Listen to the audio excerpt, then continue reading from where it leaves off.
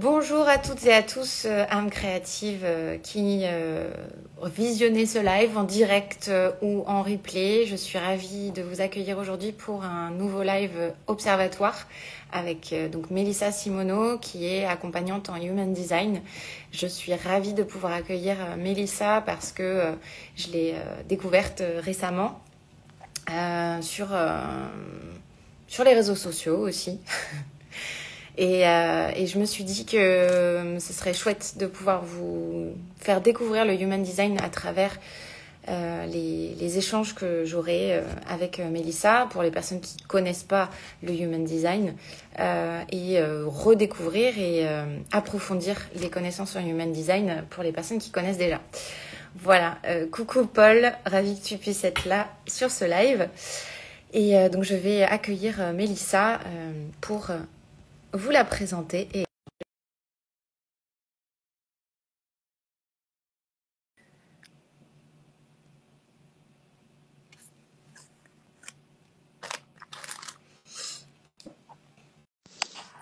bonjour Mélissa. Heureux. Comment ça va? Très bien, et toi? Ça va bien, il fait beau C'est aujourd'hui. exactement ce que j'allais te dire. T'as vu quand il fait beau?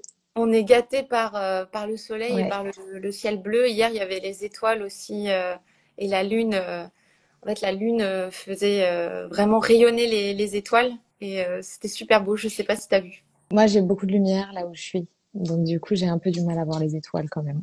Et, bah, une prochaine fois, peut-être, j'espère pour toi, prochaine Ouais, pleine lune, en tout cas. ouais. Mais j'ai vu la lune. Mm, La lune était magnifique. Ça, j'en ai profité. carrément.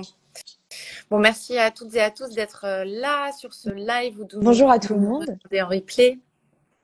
Et donc, ben voilà, j'étais en train de dire que j'étais ravie de pouvoir t'accueillir, Mélissa, parce que c'est grâce à toi que j'ai pu vraiment approfondir les bases des connaissances en Human Design, notamment grâce à ce que tu proposes via l'emailing, en fait, auquel on s'inscrit une fois qu'on a fait la charte avec toi.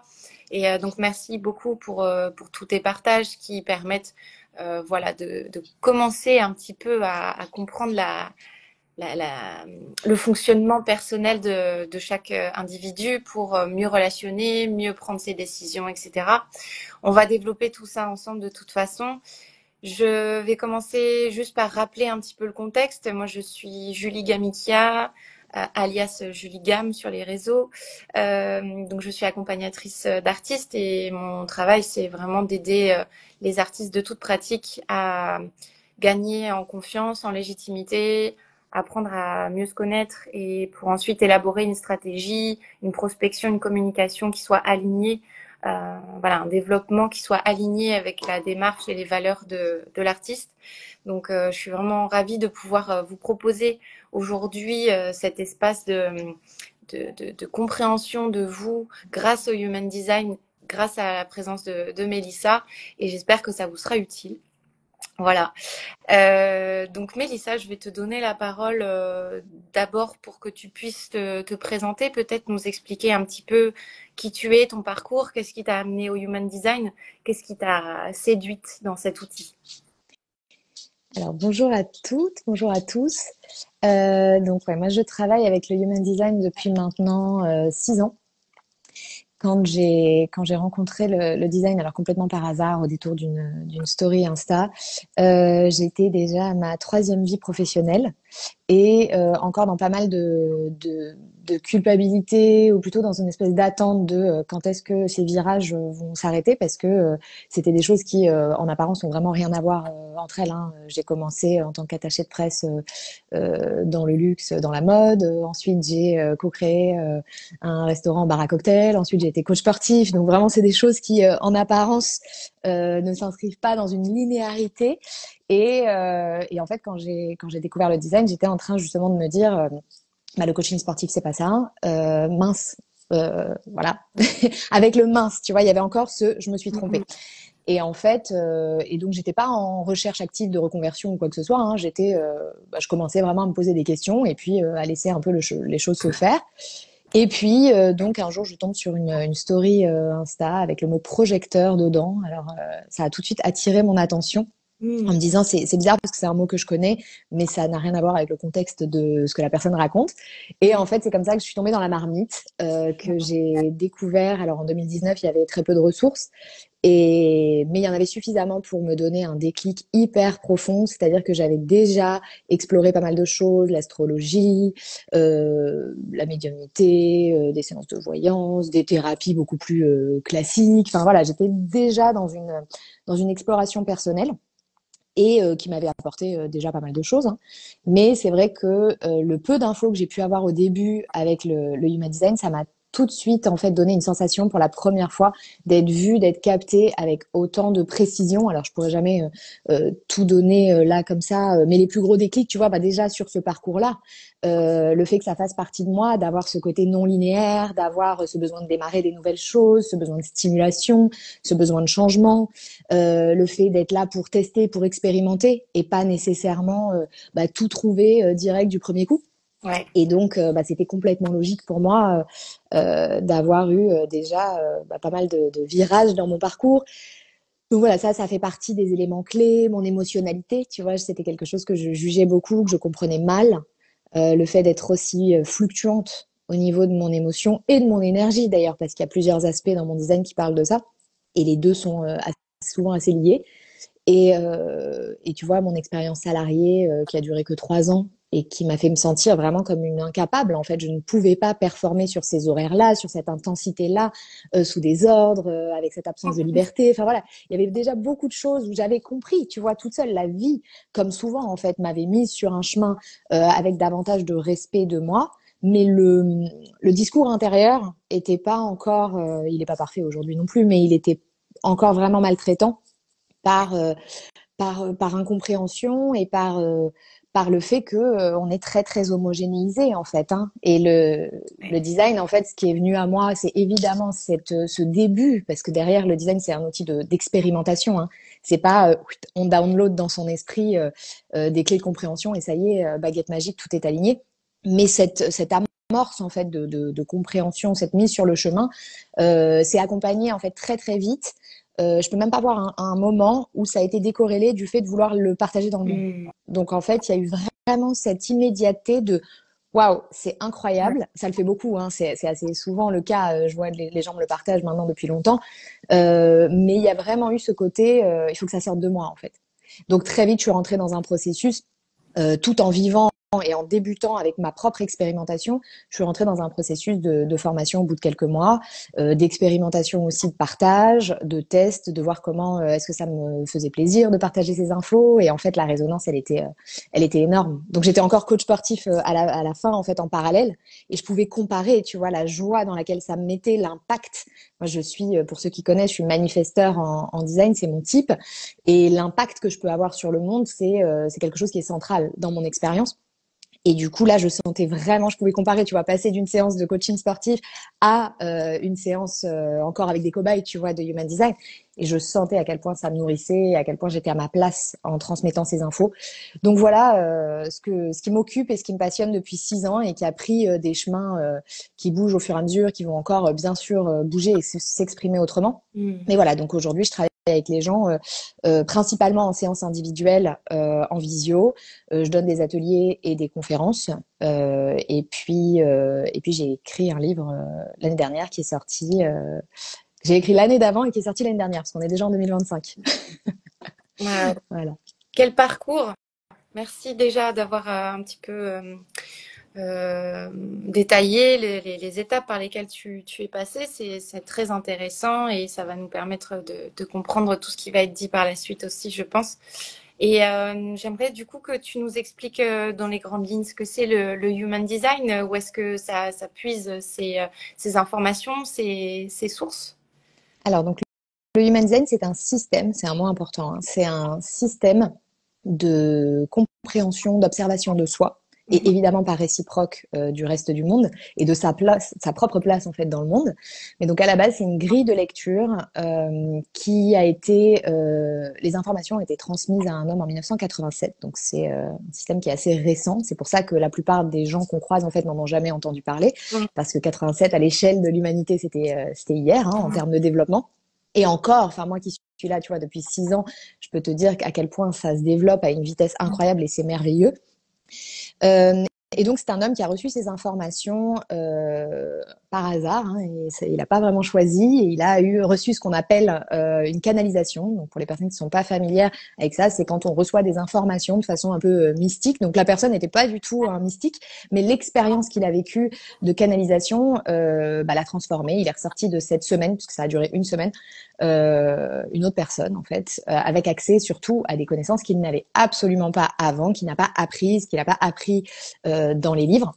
Alors attends, je te demande juste une seconde parce que j'ai mon réglage, j'ai une limite sur Instagram que j'ai oublié d'enlever. Ah oui, Alors attends, est-ce que je peux faire ça sans sortir du live? très bonne démarche ça. Oui, oui, bah Comment normalement. je peux faire? Parce que j'ai pas accès au réglage. Alors moi, je l'ai déjà fait une fois. Parce que Bah, ça sinon, il dépend va me ce que tu as mis couper. comme outil. Ah non, alors tu sais quoi? On va attendre qu'ils disent vous êtes limité et je vais lui dire pas aujourd'hui. Je vais me Exactement, rebeller. c'est tout On à va fait faire ça. ça. Ça m'est déjà arrivé Bon, plusieurs t'inquiète fois pas, du pendant coup, les lives. peut-être ça va me bugger, ça va me brouiller quand le message Oui, va arriver dans 3 minutes, quoi. ne m'inquiète pas. Ok, on continue. Et donc, suite à cette expérience-là, où il a reçu toutes ces connaissances, il a passé le reste de sa vie jusqu'en 2011 à les transmettre, à former des gens, à vérifier par lui-même la véracité de ce qu'il avait reçu. Et il a toujours dit, et ça c'est un élément que je veux absolument transmettre, qui est extrêmement clé, le human design n'est pas un système de croyance, ça n'est même pas un outil spirituel en fait, hein, contrairement à ce qu'on peut beaucoup dire. C'est une observation de la mécanique du fonctionnement de chaque personne. Donc il y avait une forme de froideur lui dans sa façon de le transmettre parce que c'est comme s'il ouvre le capot d'une voiture quoi. Il n'y a pas d'affect, il n'y a pas tout ça. On parle d'énergie, on parle de câblage, on parle de comment les choses, en fait comment l'énergie circule à l'intérieur de chaque personne. Et surtout voilà sur cette notion de croyance, ça n'est absolument pas religieux, c'est absolument pas tout ça. Et il a toujours dit, et moi je le répète en fait en permanence à moi-même déjà, et puis aux personnes que je rencontre, l'idée c'est d'expérimenter. C'est comme je l'ai dit au début, un outil d'observation de soi. Donc l'idée c'est pas de prendre des éléments et de les appliquer à soi en disant c'est une vérité sur moi, cette personne extérieure ou ce système sait mieux qui je suis et comment je fonctionne, parce que ça notre mental il adore hein, dans son besoin de réassurance.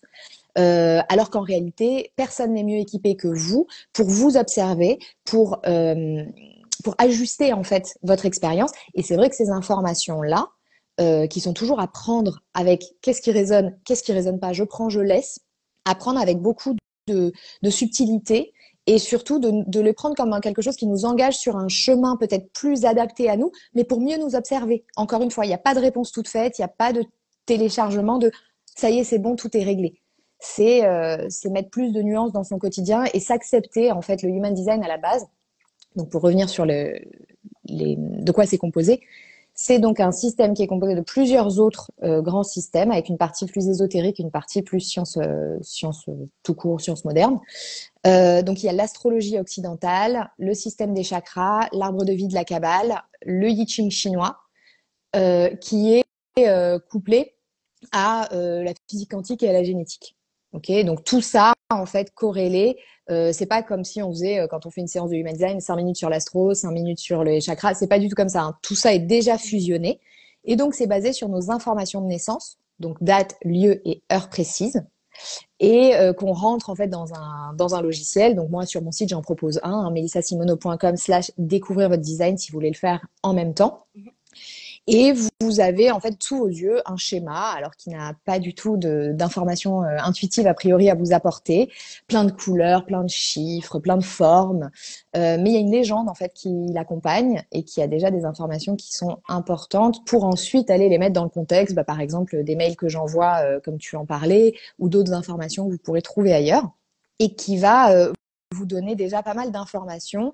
Et en fait, l'idée c'est que le design, si on devait retenir en fait une seule chose, à tes souhaits, c'est un système qui nous rappelle en fait combien on est chacun unique, combien on est fait pour fonctionner à notre manière, très différemment peut-être de la famille d'origine dans laquelle on a grandi, en tout cas de la société dans laquelle on vit, des gens qu'on fréquente, à quel point on est fait pour prendre des décisions à notre manière, pour utiliser notre énergie, pour interagir, pour être en relation, pour se connecter à sa créativité. Toutes ces choses-là sont à faire en fait chez nous.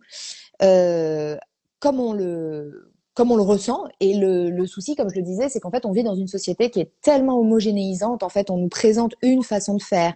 On prend exemple sur des personnes, mais qui vont en fait parfois avoir compris comment elles fonctionnaient, mais qui du coup vont peut-être donner des conseils qui vont pas s'appliquer du tout au reste du monde.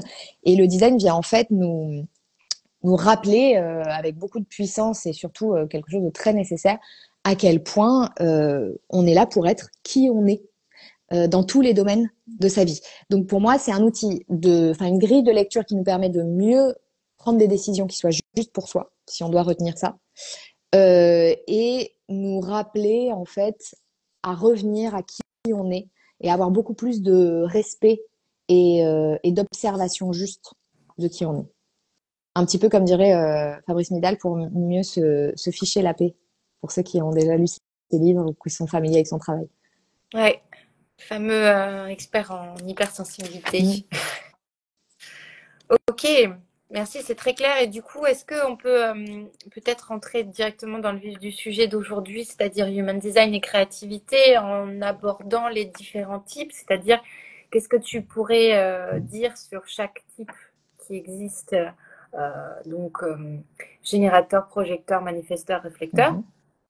et son fonctionnement par rapport au processus créatif, à la créativité, à l'inspiration, au fait de recevoir les informations, de les mettre dans la matière. Est-ce qu'il y a des choses à savoir et à comprendre?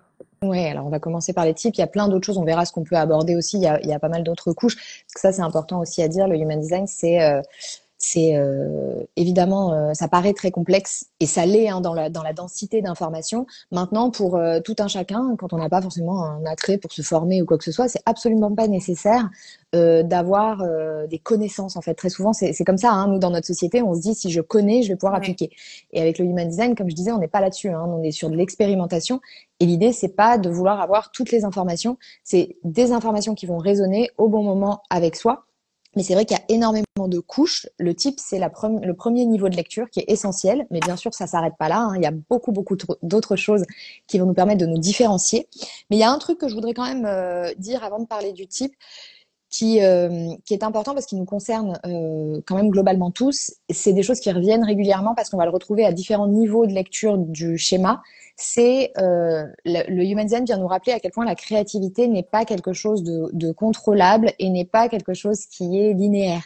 Pour la plupart d'entre nous, vraiment pour l'immense majorité des schémas sur lesquels je vais poser mes yeux, je vais souvent être amenée à leur parler, que ce soit de l'énergie ou directement de la créativité. Mais bon, pour moi, souvent les deux sont liés. D'à quel point ça peut venir par vague ou par pulsation, avoir une forme d'interrupteur, tu sais, on-off qu'on peut pas contrôler.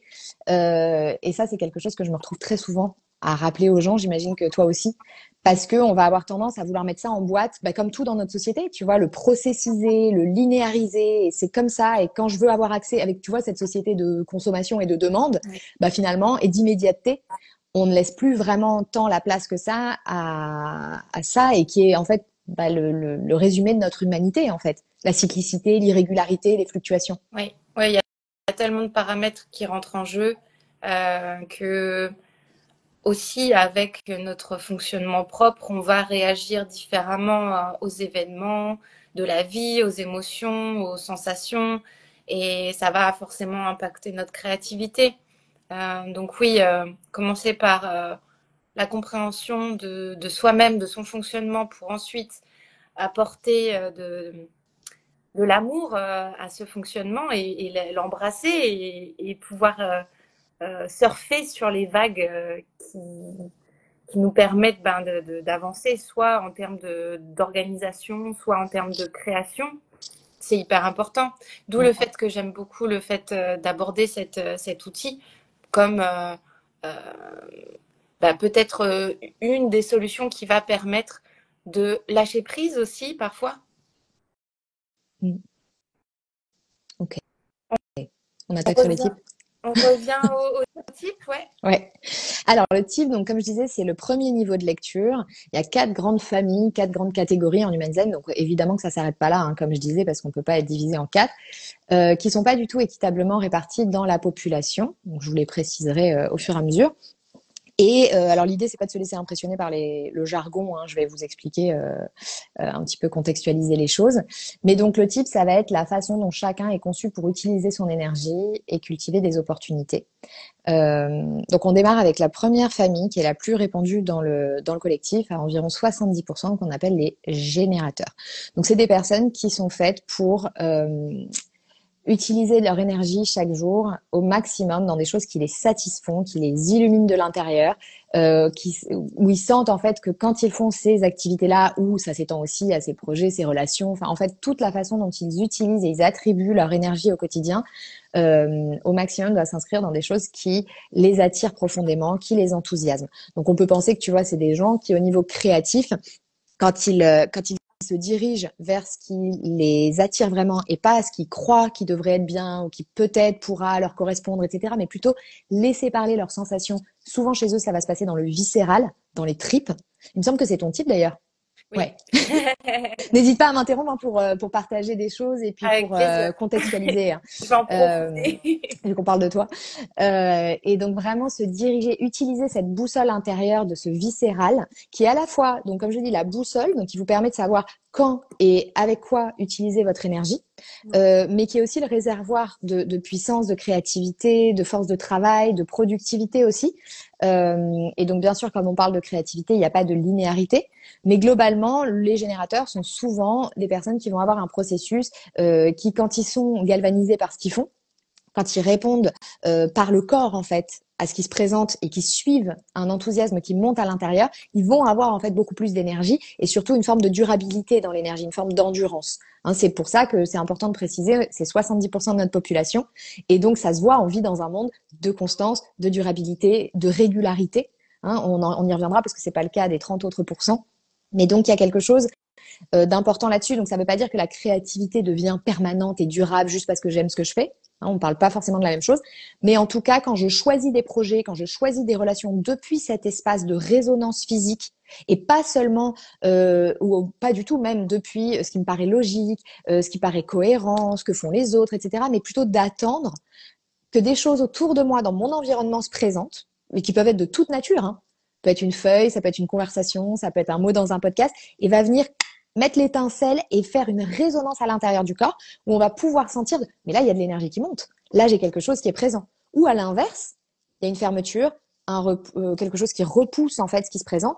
Et le travail des générateurs, c'est de se laisser aller à ça, de faire confiance à ça pour tout type de décision et de comprendre que forcer contre un non intérieur, forcer de l'énergie là où il n'y en a pas, c'est se mettre dans des situations, dans des relations, dans des choix de projets créatifs, etc., qui ne vont pas être fructueux et satisfaisants.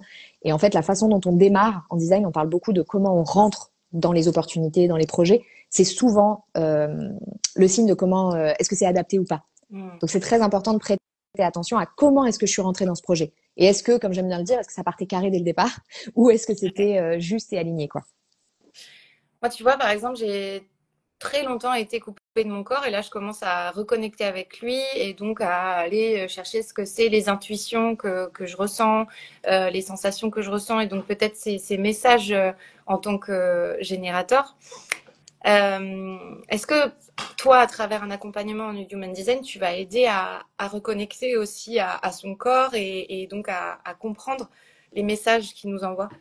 Ouais, en fait, je donne des clés, je donne des pistes, en fait, de comment tout ça peut se manifester. Mais comme je le disais, je ne suis pas une autorité pour les gens. J'ai pas la réponse à leur place, en fait, qu'ils soient générateurs ou autres.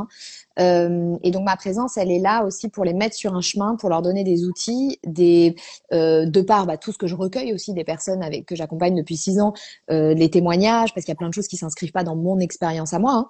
Oui. Mais tout ça, ça peut leur donner en fait une façon de vérifier en eux, surtout de se faire confiance, parce que tous ces signaux, Ah. ils sont déjà là. Comme on le dit, toi tu disais, tu as été déconnecté, comme beaucoup d'entre nous. Et donc bien sûr que moi, je travaille à contextualiser les choses, à concrétiser les choses, à leur donner confiance en fait dans ce qu'ils ressentent déjà, parce que très souvent, générateur ou autre, notre design, il est déjà là. Hein. Du moment où on vient au monde, on est déjà en train de l'exprimer. C'est plus qu'après, on a apposé par des attentes extérieures, par du conditionnement familial, sociétal, des couches qui nous ont éloignés de qui on est. Et donc l'idée, c'est pas qu'il faut réapprendre un nouveau langage, c'est simplement revenir comme je le disais, à qui on est. Donc, on a tout ça à l'intérieur. Et souvent, moi, les gens, c'est des rappels. Hein, quand ils sont avec moi, ah, mais oui, mais je le sens, en fait, ça déjà. Mais c'est plus, bah, je m'autorisais pas à faire confiance. Donc ça, c'est la première chose. La deuxième, c'est que c'est pas la réponse à tout. Mm. Déjà, c'est pas immédiat. Il suffit pas d'avoir une séance et puis boum, ça y est. Mais c'est surtout que parfois, il va falloir travailler avec d'autres approches. Notamment, tu vois, ce que tu dis, c'est hyper important parce que le design, c'est un outil de prise de décision. Et ce qui nous rappelle, et ça c'est vrai pour tout le monde, c'est que la prise de décision ne se passe jamais dans le mental, pour soi, dans le rationnel, dans peser les pour et les contre, etc. Ça se passe toujours d'une manière ou d'une autre dans le rapport au subtil et au corps. Et si, comme la plupart d'entre nous avons été éduqués dans cette société très mentale, très rationnelle, très tout doit être justifié, faut être intelligent au niveau scolaire, enfin toutes ces choses-là, il faut comprendre, eh bien la résultante, plus on va même laisser de côté, mais ça existe, bah, tout ce qui peut être trauma vécu, qui a participé à couper du corps, parce que le corps n'est plus un endroit sécurisant dans lequel être. Eh ben, on peut très bien imaginer qu'il peut être déjà plus compliqué de revenir à cette source d'intelligence et à cette source de prise de décision. Mm. Donc très souvent, on va avoir besoin de collaborer avec d'autres personnes. Et moi, j'encourage les gens que je rencontre quand ils se sentent vraiment très coupés du corps. Il y a plein de pratiques que tu peux faire par toi-même. Mais il y a aussi parfois des besoins d'aller vers des thérapies psychocorporelles, aller vers des pratiques et des approches de, bah, soit d'aller travailler directement les traumas, soit d'aller, tu vois, réapprendre à réintégrer son corps. Donc c'est important de comprendre, il suffit pas d'avoir ces infos pour que tout de suite, ah mais c'est mon fonctionnement, je devrais le sentir immédiatement. Il peut y avoir plein de choses qui se mettent en travers de notre chemin, notre tête étant le premier, mais pourquoi et qu'est-ce qu'on a vécu et comment est-ce qu'on peut travailler ça? Mm. Merci beaucoup pour ces précisions. Donc, j'inviterai peut-être des personnes spécialistes Ouais. dans le psychocorporel Mm, pour venir approfondir tout ça. C'est complémentaire. mm. Ok, donc du coup, là, on vient de parler des générateurs. Il y a aussi les générateurs manifesteurs, Exactement. hein, c'est double. Donc en fait, c'est à l'intérieur de la catégorie de la grande famille des 70% de générateurs, on a comme une sous-catégorie des générateurs manifesteurs qui vont avoir énormément de points communs avec ce que je disais, donc cette notion de réponse physique, de réponse viscérale, de laisser les choses se présenter plutôt que de pousser depuis la tête ou depuis ce que je crois devoir faire, mais plutôt se laisser sentir et laisser émerger ce feu vert avant d'agir. Les générateurs manifesteurs vont souvent avoir un processus qui est pas linéaire, qui peut être jugé par le monde et par eux-mêmes assez éparpillé, parce que c'est des gens qui ont besoin d'être stimulés, de mettre leur énergie dans plein de choses en même temps. Donc ça peut être des artistes qui vont faire 4 boulots ou être sur plein de projets en même temps, des gens qui vont parfois démarrer des choses, pas nécessairement toujours les terminer, puis hop, ils vont pivoter, passer à autre chose. Ça, dans cette société, c'est souvent assez jugé, hein. Le fait de se lâcher, le fait de... On attend le moment où tu vas... Parce qu'on imagine que c'est parce que t'as pas trouvé ta voix ou ton fonctionnement et que enfin tu vas trouver. Un peu comme je racontais pour moi au début, même si je suis pas générateur manifesteur. Et donc ces personnes-là doivent absolument épouser le fait que c'est leur process qui est comme ça, qu'elles ont besoin d'un environnement stimulant, de pouvoir rester dans leur flow créatif, de pouvoir rester, il y a une forme de besoin d'autonomie aussi. Donc il va y avoir besoin de l'environnement pour avoir des choses auxquelles répondre, mais il y a un vrai besoin aussi de se retrouver suffisamment dans leur propre énergie, à leur rythme. C'est des gens qui ont un côté, là où le générateur classique va avoir souvent, après, il faudrait regarder tout le schéma, mais globalement, un processus plus step by step, plus régulier, plus linéaire, avec une profondeur. Le générateur manifesteur va passer d'un truc à un autre, donner une apparence de dispersion et va souvent être très bien complété par un générateur dans son équipe, dans son process, dans sa guidance, tu vois, pour venir compléter en fait. C'est ça aussi qu'on apprend en observant un petit peu et en découvrant le design en dehors de juste le sien. Ouais. C'est à quel point les choses se complètent et à quel point, ce que je disais, quand on prend conscience de notre place unique dans le grand schéma des choses, aussi en observant ce qui est disponible ou ce qui est la mission un petit peu entre guillemets ailleurs que nous, on comprend qu'on n'est pas là pour jouer tous les rôles et avoir toutes les casquettes. Et ça apaise aussi beaucoup dans son propre processus. Ouais. Parce qu'en fait, moi, je suis plus un démarreur, mais il y a des gens sur cette planète, ils sont là pour aussi aider les projets à atterrir et à les amener à une clôture. C'est merveilleux, tu vois, on se complète. Et donc, les générateurs manifesteurs doivent absolument faire la paix avec, ouais, je pars dans tous les sens potentiellement. En revanche, c'est pas parce que je suis fait pour partir dans tous les sens et que mon design dit ça, entre guillemets, que mon initiation, en fait, dans un projet ou dans une relation ou dans n'importe quoi, doit venir toujours de la tête. Ça, je peux répondre à plein de choses, mais il faut que je le fasse depuis mon corps, depuis une résonance, depuis une envie et un enthousiasme. Et puis, ils ont aussi ce truc que souvent, c'est leur nature, hein, ils vont sauter des étapes. Donc ils vont pas tout faire, comme je disais, pas linéaire, et donc de faire la paix avec le fait que bah ils vont démarrer un truc, avoir une vision, et puis oh mince, ah ouais mais là j'ai raté, je suis allée trop vite, il va falloir que je revienne. Dans le processus créatif, ça aussi on peut le voir, tu vois, et de pas nécessairement faire aussi comme tout le monde et d'accepter leur propre processus. Mais quand on se laisse guider par le corps, quand on se laisse guider, dans leur cas, par le viscéral, en fait, on sait exactement quoi faire et quand. Donc, il n'y a pas d'erreur dans le truc.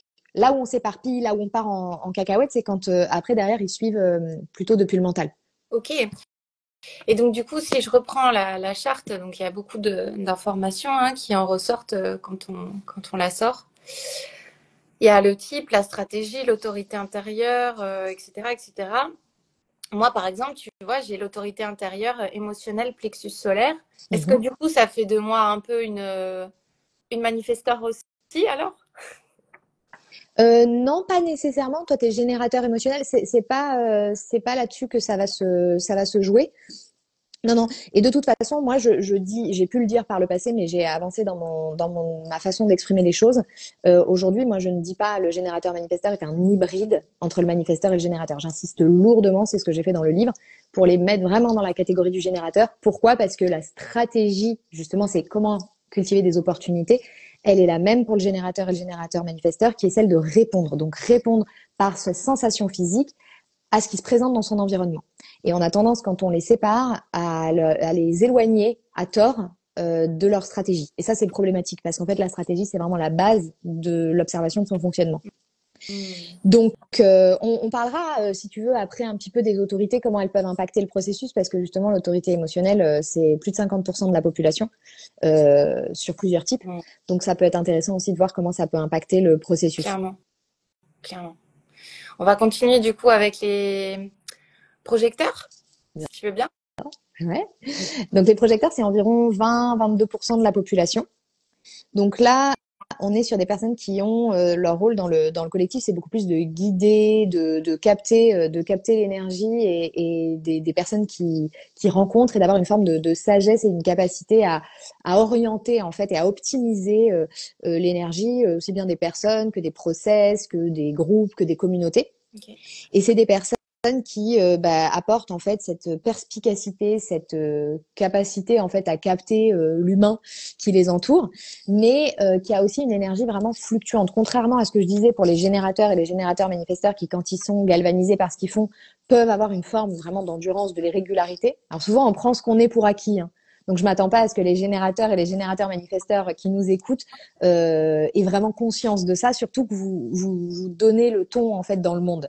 Mais quand on fait partie des 30 autres pourcents, hein, des manifesteurs, projecteurs et réflecteurs, on a souvent beaucoup plus conscience de ça. Donc, c'est normal que j'en parle aussi de cette manière-là. C'est parce que moi, j'observe cette durabilité que je n'ai pas et qui contraste en fait beaucoup dans mon expérience et dans l'expérience des personnes qui ont une énergie fluctuante. Donc les projecteurs en fait ne sont pas là pour faire, ils peuvent adorer ce qu'ils font, bien sûr que ça peut leur donner globalement plus d'énergie, mais il n'y aura jamais cette notion d'endurance, de disponibilité permanente, etc. Et donc c'est des personnes qui doivent absolument apprendre à honorer ce rythme naturel, ne pas le juger comme défaillant, ne pas se comparer en fait peut-être au processus et au fonctionnement des personnes qui les entourent, même jusque dans leur propre famille. Hein. Parce que 70% de générateurs, on va en croiser beaucoup.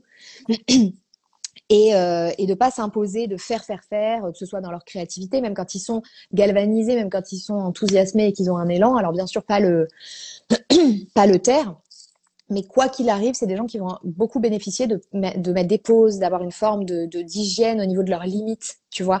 Bah là, ouais, même si je suis à fond, va falloir que je dise que je vais faire un bloc et je vais m'arrêter. Je vais aller faire une sieste, je vais aller marcher, je vais aller me reposer.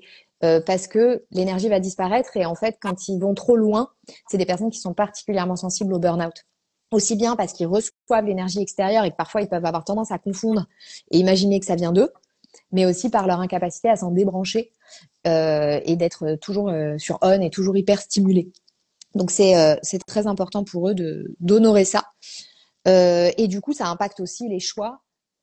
Tu vois, même dans les décisions de quel projet créatif entreprendre, bah, de savoir dire oui à ce qui est juste dans le respect de leurs limites et de leur fonctionnement, et de savoir aussi poser et placer des noms aux bons endroits pour pas aller s'épuiser et se griller.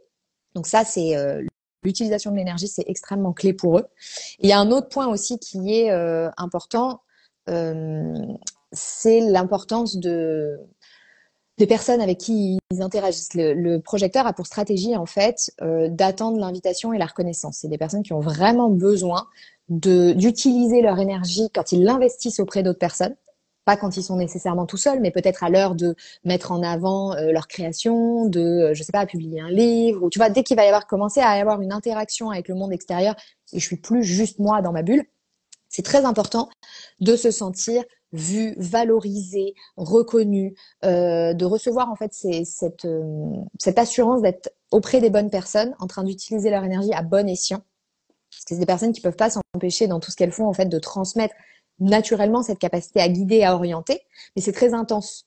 Hein, ça peut être très perçant comme énergie et il y a des gens qui n'ont pas envie de recevoir ça, soit parce que c'est pas le moment, soit parce que c'est pas la bonne personne, qui n'ont pas envie en fait d'être au contact de cette énergie-là du projecteur, alors que quand c'est la bonne personne, il y a quelque chose de délicieux et incroyable à recevoir la vision, la guidance des projecteurs. Donc du coup, pour eux, euh, c'est vraiment important avant de s'engager avec des gens dans des processus créatifs, dans des collaborations, dans ce genre de choses, de vraiment avoir ce critère et cette justesse en eux, de pas se lancer parce que oh c'est bien, oh parce que oh mais j'attendais une opportunité, il fallait que ça se présente, etc. De vraiment attendre mais attends, est-ce que cette personne, elle me voit, moi, mon œuvre, mon travail, ce que je propose, de la bonne manière, avec beaucoup de justesse et de valorisation de qui je suis. Mm. Et ça, c'est important pour ça, mais c'est important aussi parce que c'est des personnes qui ont besoin de l'autre pour mettre en avant.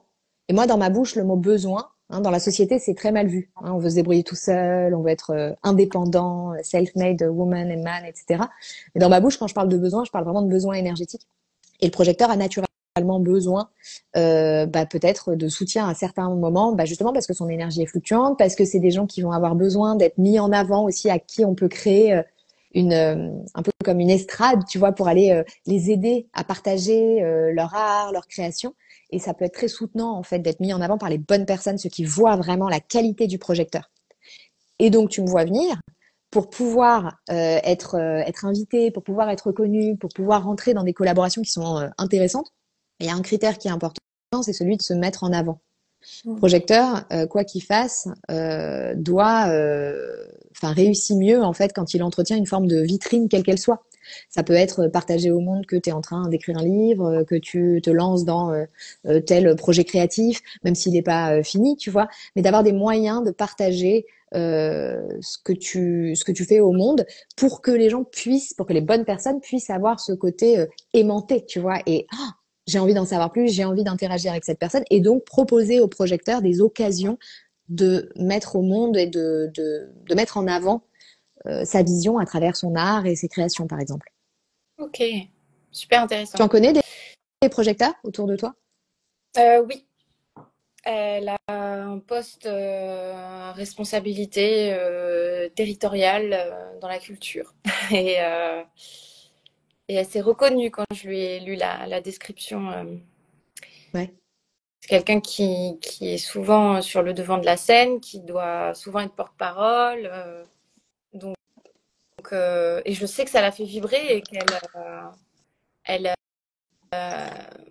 elle en tire énormément d'énergie parce qu'elle travaille beaucoup et j'ai l'impression que oui, quand on est à la bonne place, l'épuisement, il est moins là. Mm.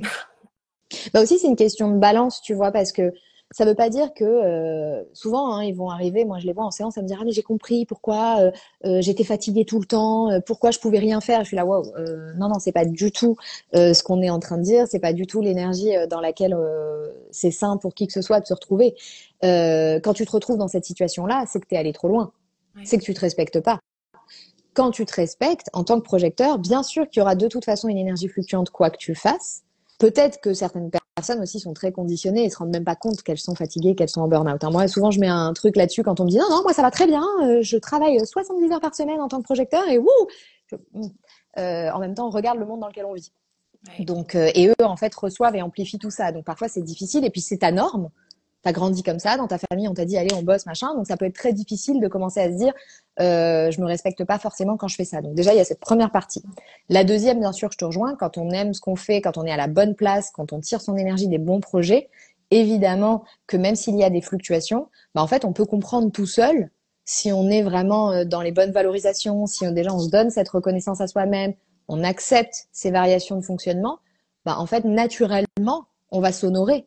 Et donc, naturellement, on va avoir un équilibre qui s'installe entre l'énergie output, tu vois, vers l'extérieur, et les moments de recharge qui ne sont pas nécessairement, je suis allongée dans mon lit à regarder Netflix, hein. Je peux être toute seule en train d'étudier mes trucs, de parfaire mon process. Ça peut être très régénérant aussi. Donc, ça ne veut pas dire que c'est des personnes qui ne peuvent pas faire, c'est qu'elles font autrement dans tous les domaines de leur vie.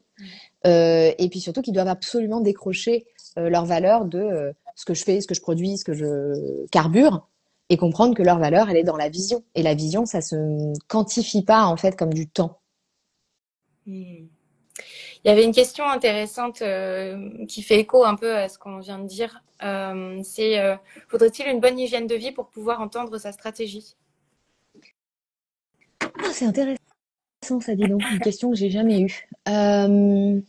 Du coup, je vais répondre un peu intuitivement ce qui me vient. Alors, j'ai envie de dire que ça fait partie de notre fonctionnement. Ok, donc la machine, elle fonctionne quoi qu'il arrive.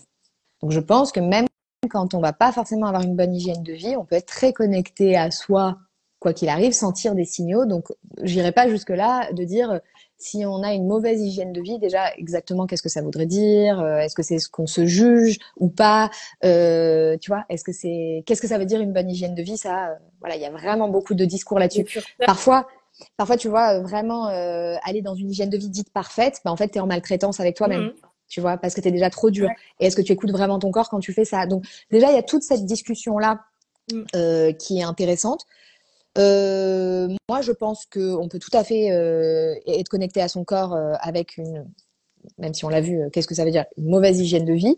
Par contre, je pense quand même que, quoi qu'il arrive, quand on respecte son fonctionnement, le corps va nous amener naturellement, quand on s'écoute, le corps va nous amener naturellement à respecter davantage nos besoins, à manger quand il le faut, à manger ce qu'il faut quand il le faut, au-delà de ce qui est balancé partout dans les nouvelles trends, tous les jours un nouveau truc qu'il faut manger ou pas manger, faire ou pas faire. Et donc, je pense que naturellement, on ne va pas, plus on devient fin, connecté à son corps et à ses besoins, plus on va être capable donc de respecter ce dont le véhicule a besoin et qui sera tout à fait unique Ouais. dans la façon de s'alimenter, quand, quoi, quand dormir. Mais donc, ça va sortir aussi peut-être des injonctions. Pour moi, c'est une nouvelle couche de conditionnement aussi que de dire qu'il y aurait une bonne hygiène de vie. Merci, c'est très, très clair. On On en continue. est où les manifesteurs? Ouais. Et non pas Manifesteurs, générateur manifesteur, mais manifesteur. les manifesteurs tout court. Donc là, on est 9-10% de la population. Donc ça, c'est mon type à moi. Ok. Les manifesteurs, c'est des personnes qui ont naturellement un côté démarreur, initiateur, qui ont beaucoup plus d'énergie souvent au début des choses, qui ont souvent envie. Donc c'est ce que je vous expliquais un peu à demi-mot quand j'expliquais mon parcours, le besoin d'être stimulé par de la nouveauté, par des nouvelles choses, faire des choses à leur manière, souvent sortir du moule, sortir du cadre. Donc il y a tout un travail dans la vie du manifesteur et notamment dans son processus créatif et son rapport à sa créativité à accepter de ne pas faire comme tout le monde, accepter de devoir lâcher, s'affranchir en fait du besoin de validation, de permission extérieure, parce qu'il y a quelque chose de très innovant, de très différent. Le manifesteur dans le collectif apporte souvent une patte. Bien sûr, on est tous uniques, mais il y a quelque chose très naturellement ça sort de ce qui a été vu. Et donc une espèce de notion de visionnaire. Et où si je cherche mes références dans ce qui existe déjà ou que je demande validation, même à un coach, même à un guide, etc., bah, très souvent, ça peut être enfermant parce que tu dois aller seul en fait. Tu dois aller seul sur ce chemin de déblayer la route que le collectif, ceux qui se sentiront attirés dans le respect de leur stratégie et de leur fonctionnement, pourront ensuite emprunter. Donc il y a un côté, ouvrir la voie, ouvrir le chemin et donc avoir le courage de montrer ce qu'on est, ce qu'on fait avec audace, avec créativité et de sortir du cadre, ce qui peut être parfois un peu difficile parce que d'ailleurs souvent les manifesteurs ont un historique d'avoir été contrôlés, réprimés, empêchés, où on les a pas laissés être tout ce qu'ils étaient, d'être au contact de cette puissance et de ce pouvoir en fait qui fait partie de leur fonctionnement. Donc ils arrivent à l'âge adulte parfois un peu handicapés à ce niveau-là. Donc il y a tout un travail à faire de déconditionnement pour se reconnecter à la magie que c'est en fait d'être aussi puissant, d'avoir un tel impact. parce que c'est toujours ressenti. Et donc, il y a des réactions qui peuvent se passer naturellement en réaction au manifesteur et qui peuvent lui donner à tort la croyance que bah, il est trop, ou il n'est pas assez, ou il convient pas, ou il faut changer, etc. Ça, c'est assez humain, hein, mais ça peut être une blessure souvent assez répandue chez les manifesteurs. Et donc, eux, c'est des personnes qui ont vraiment un besoin de liberté, d'autonomie, d'être laissés tranquilles aussi dans leur truc. Et le processus créatif s'en trouve facilité quand il y a suffisamment de je me sens en paix dans mon environnement, je me sens en paix dans ma vie, j'ai pas de contraintes trop fortes ou de contrôle. Ou tu vois, je pense par exemple à des artistes qui auraient des deadlines ou des choses ou quelqu'un qui vient un peu les contrôler, les manager. Il y a vraiment un besoin d'espace et d'autonomie dans leur processus, de créer pour ce qu'ils ont envie de créer et pas forcément pour rentrer dans la case de ce qui a été demandé ou tu vois, ce genre de choses-là. Ça peut être intéressant à explorer. Carrément. Et puis, c'est des personnes qui sont gouvernées par leur pulsion créative. Alors justement, nous, quand on en parle en design, on va parler de tout. Hein, et je pense que toi aussi, tu as cette définition large de la créativité. Parce que les gens qui travaillent pas avec la créativité vont souvent, à tort, penser que la créativité, c'est piano, peinture, théâtre. Et puis moi, je suis pas créative parce que moi, je fais pas tout ça. En fait, la créativité, c'est ce que tu mets dans le monde, en fait. Et donc le manifesteur, lui, est gouverné par ses pulsions et ses élans créatifs qui viennent vraiment de l'intérieur. Hein, jusqu'à présent, ce qu'on a vu, il y avait un rapport avec l'extérieur. Là, on est vraiment sur le seul type où, poum, ça émerge à l'intérieur. Et du coup, qu'est-ce que je fais avec ça? Et c'est ça que je suis complètement perdue parce que j'ai pas un système de vérification comme mon viscéral ou j'ai pas toutes ces choses-là ou quelqu'un qui vient potentiellement m'inviter.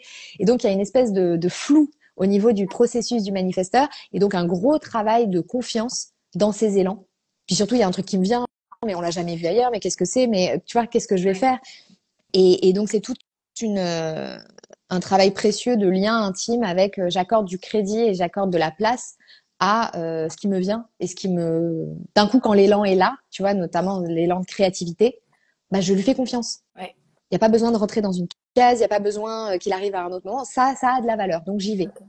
Et c'est aussi des personnes qui ont une énergie très fluctuante. Ce que j'expliquais quand je partageais au début ma difficulté à me mettre, par exemple, dans les horaires de la vie salariée. Ouais. Parce que c'est des personnes, les manifesteurs, qui vont avoir souvent, comme je disais, beaucoup d'énergie au démarrage.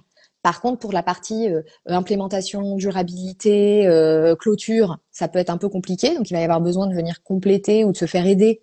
Soit d'autres personnes vont être inspirées, vont terminer le projet, soit des personnes vont les guider ou les accompagner, fournir aussi de l'énergie pour arriver jusqu'à la clôture, soit ça va rester en plan parce que c'était le destin de cette œuvre.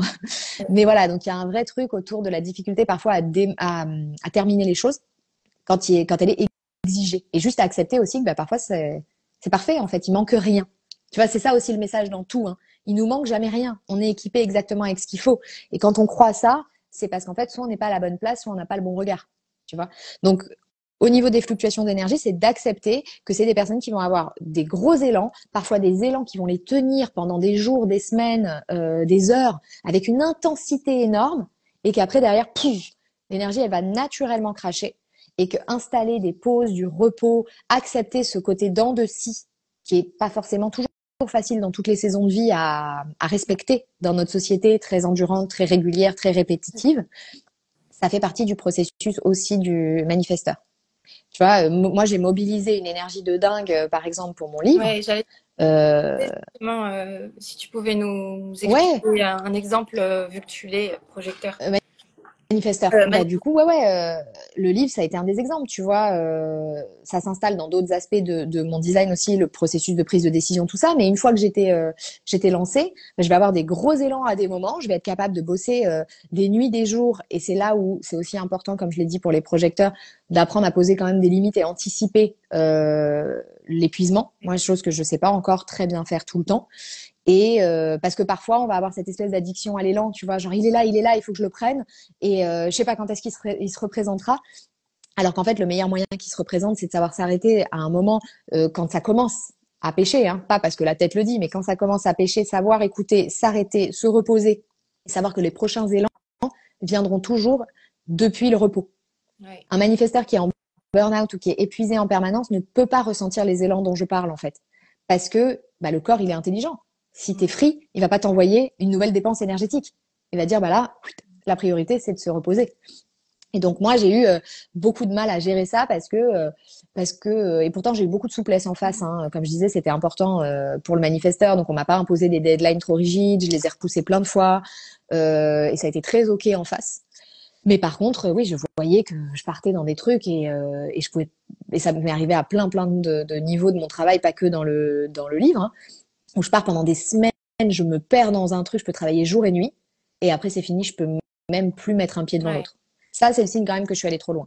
Mais globalement, même si ça peut être un peu extrême, il y a quand même des choses comme ça, même dans un manifesteur qui va vraiment se respecter. C'est une alternance entre une intensité et un stop. Et le stop, il est très déconcertant. Il est déconcertant pour soi et pour les autres. Ah, ça t'intéresse plus? Ah, tu fais plus? Ah, mais du coup, puis toi, à l'intérieur, t'es là, mais attends, mais moi j'ai un bouquin à finir, ça va revenir, je vais avoir une nouvelle phase. Et en fait, ça revient. Alors parfois, bah, t'es pas toujours dans des positions où tu peux toujours te respecter. Moi, à la fin, j'ai dû un peu exagérer parce que bah, j'allais décaler mes deadlines et qu'il y a un moment, il faut bien que, comme ça me tenait à cœur que le livre sorte, bah, ça s'intègre aussi dans le planning d'autres personnes. Ouais.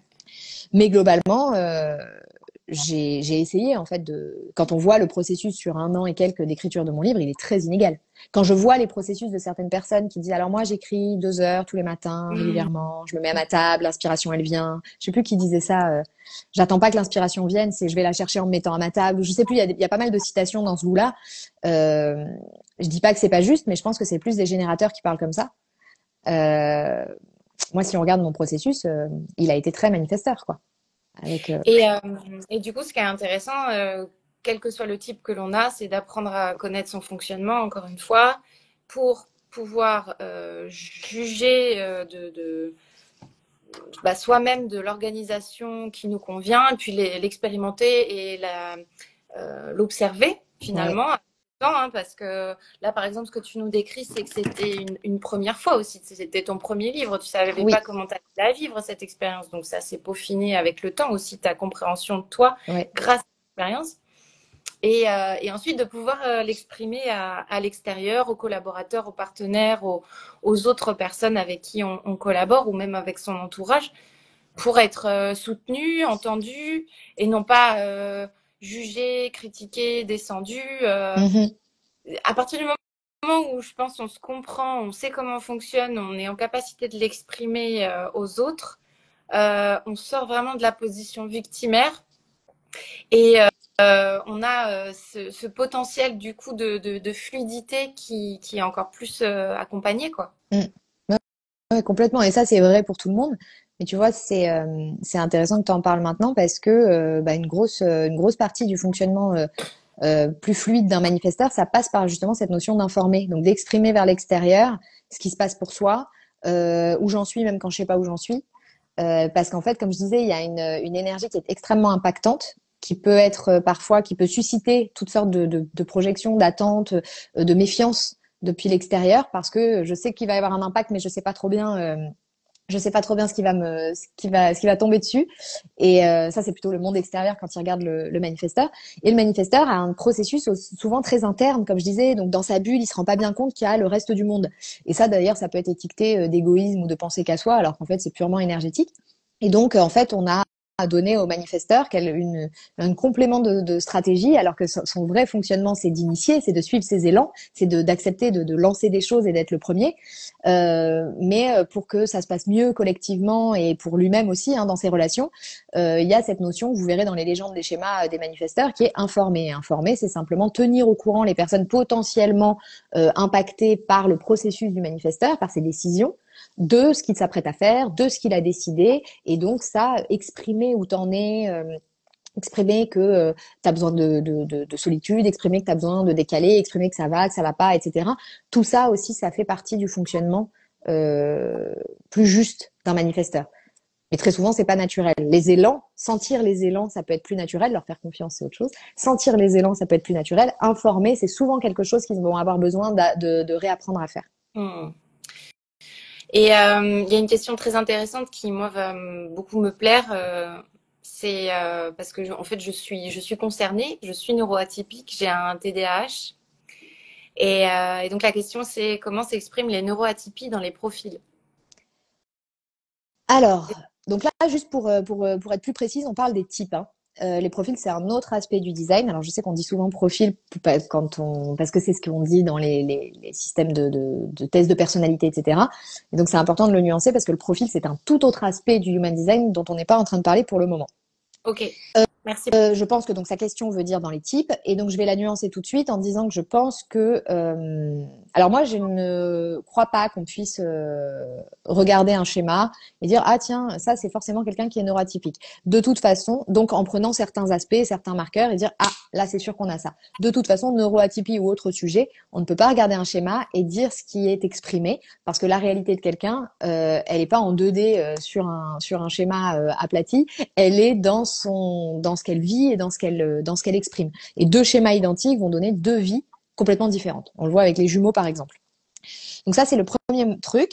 Donc ça partirait plutôt de l'autre côté. C'est si je suis neuroatypique, du coup est-ce qu'il y a des marqueurs qui peuvent revenir quand je regarde le schéma?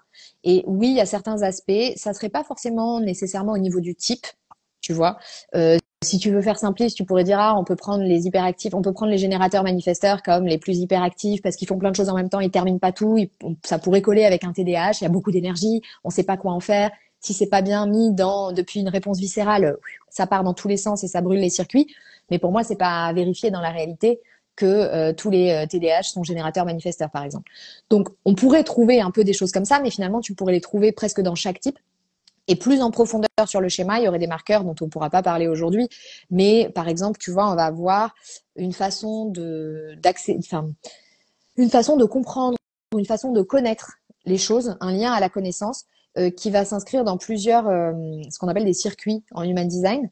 Et il va y avoir des circuits plus logiques qui vont beaucoup correspondre à l'éducation nationale aujourd'hui, tu vois, avec le côté très linéaire, très logique, etc. Et puis tu vas avoir des gens qui vont avoir une forte influence dans leur design avec des compréhensions qui vont être plus de l'ordre du download, tu sais, les trucs qui arrivent comme ça, et qui sont pas explicables, qui sont pas justifiables. Et donc, c'est des gens qui vont peut-être parfois se retrouver dans une difficulté dans des cadres linéaires d'apprentissage et qu'on va sortir un peu de là-dedans parce qu'on ne va pas valoriser aujourd'hui dans notre société plusieurs façons d'apprendre. Ouais. Tu vois, ça, c'est des choses qu'on peut retrouver, c'est des discussions qu'on peut avoir au niveau du design, de voir, bah oui, mais cette personne, elle a tu vois, c'est des énergies aussi qui souvent vont être assez visionnaires, vont être en avance sur leur temps, vont pas forcément correspondre à ce qui est accepté, compris dans notre société. Et ça, pareil, ça peut aussi corréler avec un côté, j'ai une autre façon de connaître et je suis pas moins intelligent. Et il y a plein d'autres façons d'être intelligent que celle qui est le truc logique à l'école et en entreprise et voilà. Oh, donc moi je j'ai dirais oublié que ça faisait ça. ah oui, c'est toi qui as fait ça. Comme ça. Et donc voilà ce qu'on pourrait dire. Après, ça pourrait rentrer dans plein de choses, mais moi je tiens vraiment à expliquer que neuroatypie ou d'autres thèmes, on va pas pouvoir enfermer les choses. C'est-à-dire que n'importe quel schéma, je pourrais discuter de neuroatypie avec la personne qui serait concernée. Ouais. Et il n'y a pas de corrélation directe en disant il y a plus de neuroatypiques dans telle catégorie que dans telle autre. Tu vois, Mais c'est à prendre en compte, j'imagine, dans la lecture du schéma. C'est plus vaste et puis c'est surtout dans la conversation. Oui, Tu voilà. vois, c'est des choses dont je parlerai pas dans le manuel, tu vois, les guides Oui, que je fais pour les gens, etc. C'est quelque chose qui nécessite d'être discuté. Ça, c'est des ouais. conversations que je peux avoir en séance avec les gens. Et encore une fois, toujours avec le bémol que je ne suis pas une spécialiste de ce thème-là. Oui, mais tu t'y intéresses, donc c'est cool. Ouais. C'est déjà ça. Est-ce qu'il y a un lien, du coup, avec les centres dans ce que tu disais par rapport à l'influence de l'extérieur? Je me suis perdue par rapport à ce que je disais quand. Tu disais par rapport à l'influence de la société, notamment les conditionnements, etc. Est-ce que du coup les centres énergétiques vont... Oui, oui. On pourra en parler juste après. Qu'on n'oublie pas nos petits réflecteurs, Ouais, ouais, parce c'est que juste j'ai qu'il toujours est, peur il qu'on est les déjà oublie. 30. Ben, je sais, mais du coup, on va pas les zapper pour autant. On reste plus longtemps, ça Ah te oui, va? oui, bien Ah bah sûr. Moi, il n'y a voilà. pas de souci. Ah bah, je sais que je suis bavarde, donc moi, je fais pas des timings trop serrés sur mes lives. Parfait. On reste Non, non, ensemble. c'est parce que j'ai peur de les oublier. Je tiens vraiment, comme ils sont 1%, ils sont souvent un peu mis à côté et c'est embêtant et je transmets pas ce message-là. Cœur sur les Mais réflecteurs aussi, bah voilà. oui, je Non, sais tu pas les s'il y touches en sur les- a qui nous écoutent là ou qui nous écouteront après, mais en tout cas, ils sont des millions quand même, donc ils sont là. Alors, parlons Euh, des réflecteurs. donc on parle des réflecteurs. Après, rappelle-moi de revenir sur les cendres Ouais. de toute façon, ça peut être intéressant. Donc les réflecteurs, les fameux 1%, le dernier type. Donc là, on est sur des personnes qui sont extrêmement sensibles, extrêmement influencées par leur environnement extérieur, qu'il soit l'environnement géographique ou l'environnement social, hein, la communauté. Donc, c'est des personnes pour qui être dans les bons environnements est crucial. Donc, notamment pour pouvoir créer, pour pouvoir se sentir bien connectés à eux-mêmes, en santé, optimiser, etc. Ça va être vraiment important d'être très sélectif, d'être très conscient déjà de l'influence de l'environnement sur sa propre expérience, mais aussi d'être très sélectif, de ne pas se contraindre à rester dans des environnements physiques, géographiques ou des entourages qui ne leur correspondent pas, et apprendre à du coup sélectionner avec soin les lieux et les personnes qu'ils fréquentent, parce que ça va être le garant de justement ce qu'ils vont expérimenter eux-mêmes, mais aussi ce qu'ils vont refléter et mettre dans le monde. C'est des personnes qui sont souvent qualifiées d'avoir un côté miroir, parce que ils vont venir par leur façon d'être, par leur état de bien-être ou de mal-être, parce qu'ils expriment, parce qu'ils reflètent en fait, venir nous donner des informations précieuses et qu'on peut pas vraiment obtenir d'une autre manière sur la qualité de l'environnement, de l'équipe. Est-ce que tout va bien? Est-ce que tout va pas bien? Et le réflecteur se fait souvent le baromètre de ça. Donc cette sensibilité, c'est à la fois leur super pouvoir et quelque chose qu'ils doivent euh, garder. Enfin, ils doivent vraiment garder beaucoup de vigilance avec ça.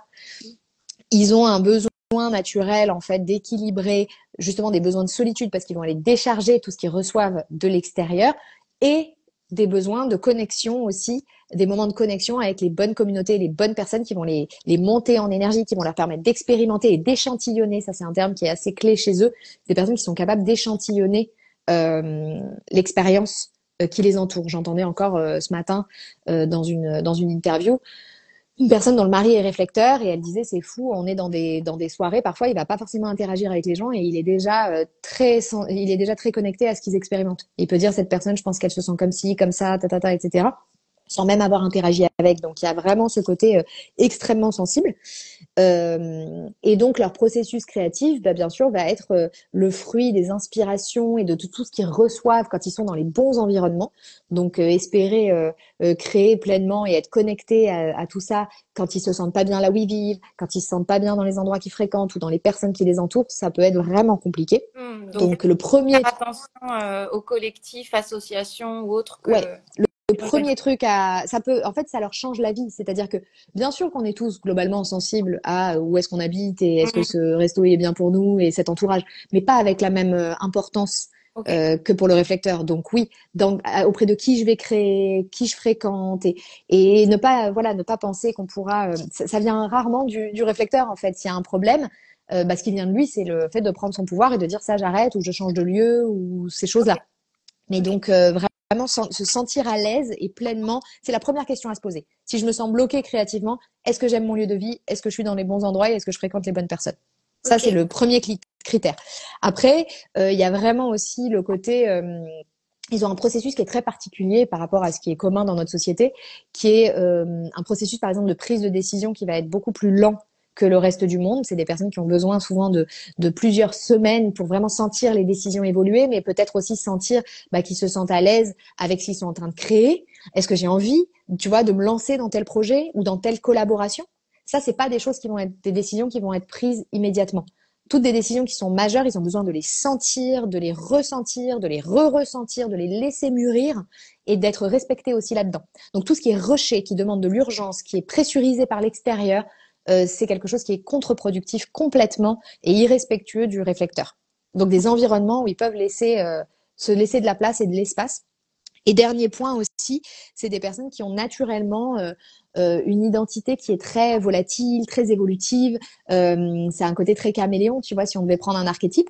Et donc, de se laisser être tout ça, de pas essayer de trouver que ce soit une façon de travailler, un groupe ou une œuvre qui pourrait englober tout ce qu'ils sont. C'est des personnes qui ont vocation à se laisser exprimer différentes facettes de qui ils sont au fil du temps, de laisser les choses bouger et donc de pas s'enfermer dans des identités ou des cadres qui peuvent être trop rigides et fermer aussi leur capacité à exprimer tout ce qu'ils sont et donc notamment aussi leur créativité. Mhm. Super. Super, merci beaucoup. Dites-nous en commentaire si vous savez quel est votre type. Ça nous intéresse de voir qui est présent parmi les différents pourcentages de représentation.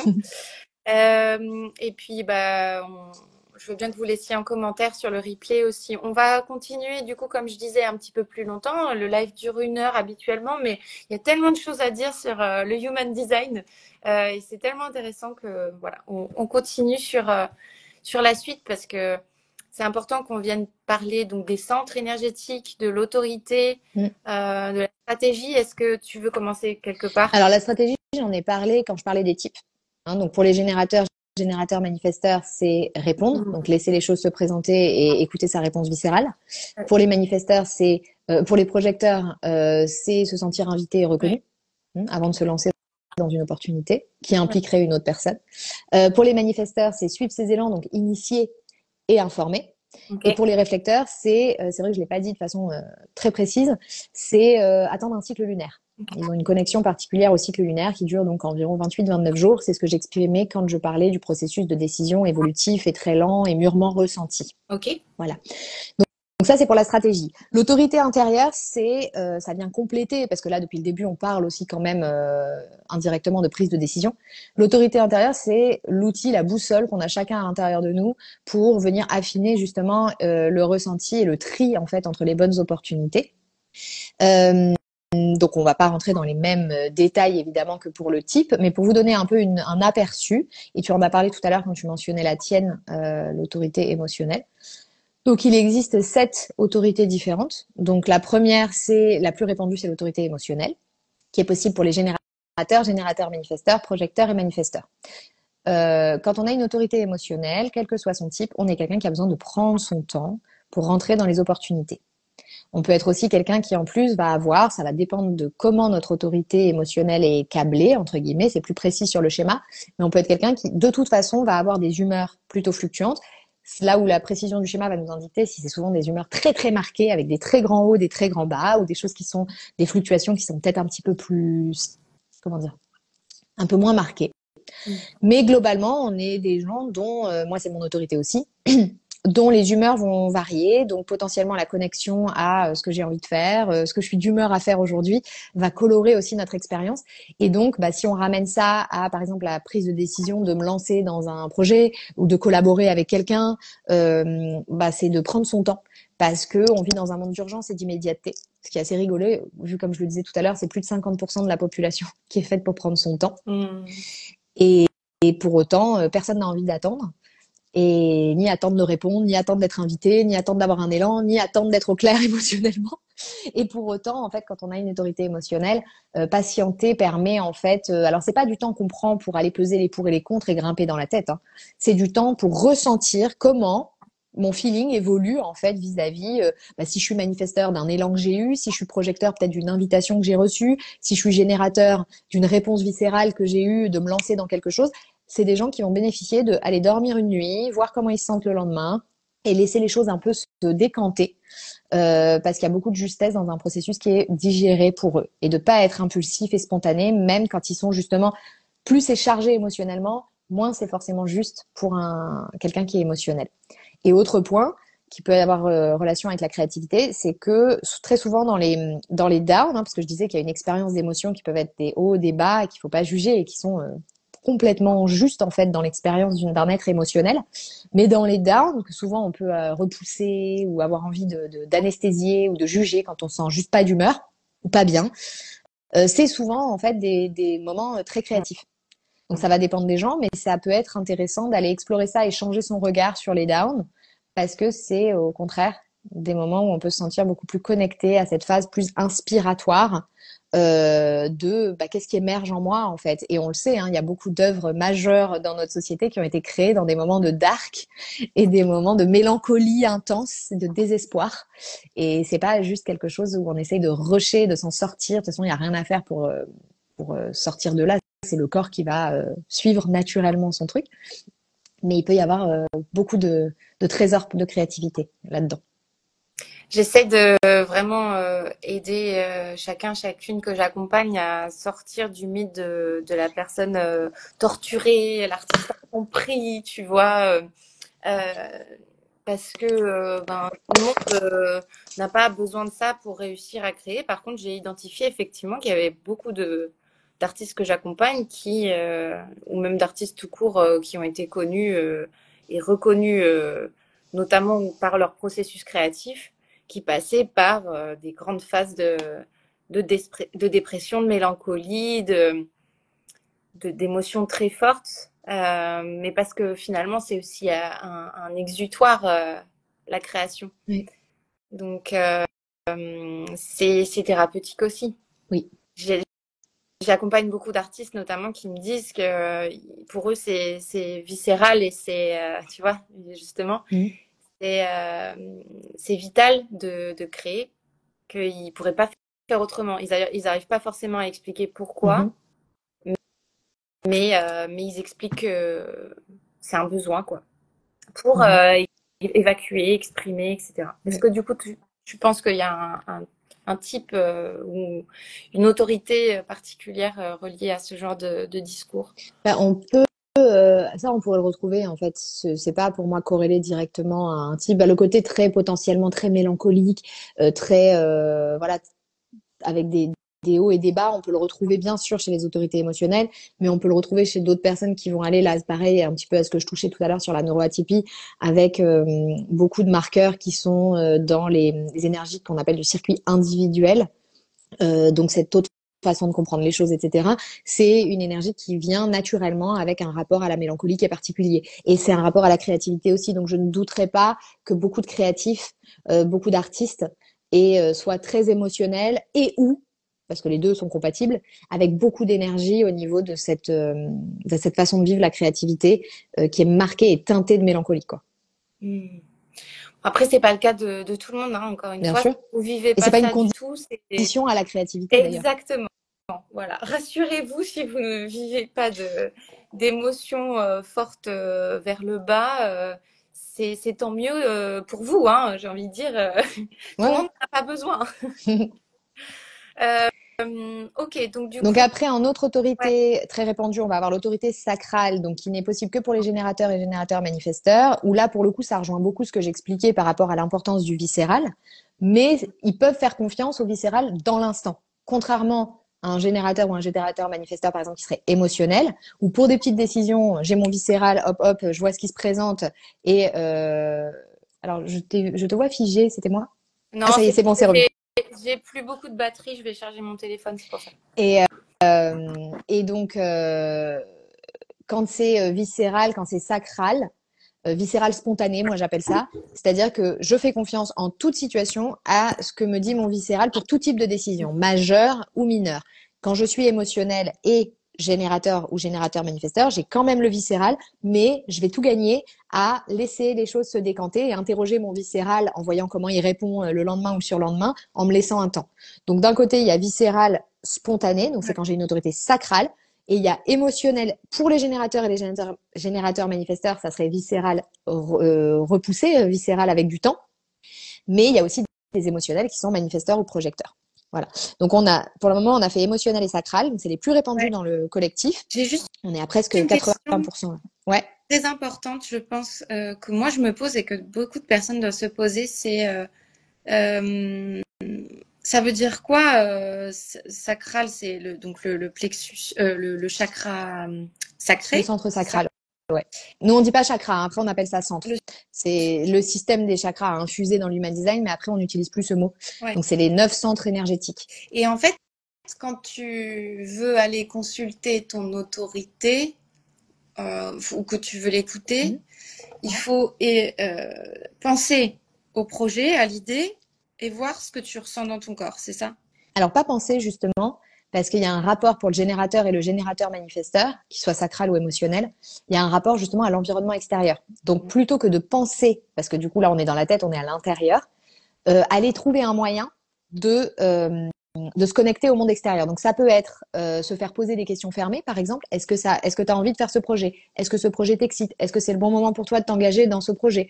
Est-ce que tu te sens animé? Est-ce que tu te sens équipé pour ce projet maintenant? Tu vois, toutes ces questions-là fermées, ça rentre vraiment dans le processus du générateur et du générateur manifesteur parce que vous avez besoin de stimulation extérieure pour venir réveiller votre viscéral. Alors qu'une question ouverte, bah, ça vous fait grimper directement dans la tête parce qu'il n'y a rien de direct à quoi répondre.